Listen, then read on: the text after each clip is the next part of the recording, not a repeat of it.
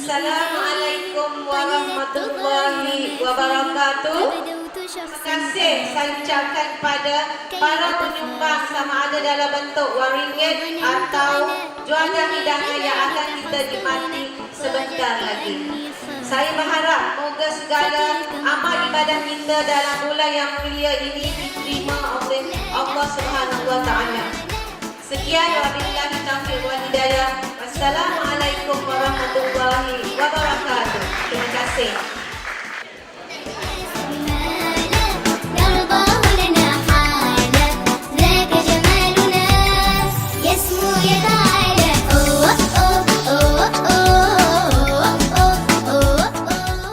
Selamat berbuka puasa dan salam Ramadan.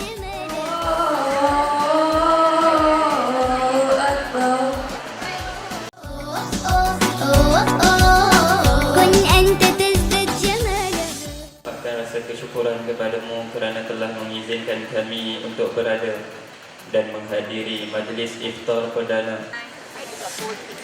أتقبلهم الناس لست أقلدهم إلا بما يرضيني كي أرضيني سأكون أنا مثلي تماما هذا أنا وقناعتي تكفيني ذاك يقيني لا لا لا نحتاج المال كي نزداد جمال مولاي صل وسلم دائما أبدا على حبيبك خير الخلق كلهم مولاي صل وسلم دائما أبدا على حبيبك خير الخلق كلهم حضرة النبي المصطفى رسول الله صلى الله عليه وسلم وعلى آله وأصحابه الكرام شيء لله لهم الفاتحة. أعوذ بالله من الشيطان الرجيم. بسم الله الرحمن الرحيم. الحمد لله رب العالمين الرحمن الرحيم مالك يوم الدين إياك نعبد وإياك نستعين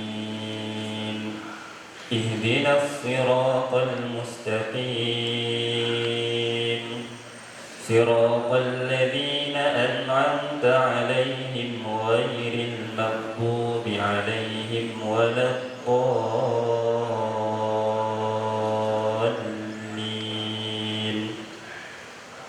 بسم الله الرحمن الرحيم. ألم نشرح لك صدرك ووضعنا عنك وزرك الذي أنقض ظهرك ورفعنا لك ذكرك فإن مع العسر يسرا إن مع العسر يسرا فإذا فرغت فانصب وإلى ربك فارغب. لا إله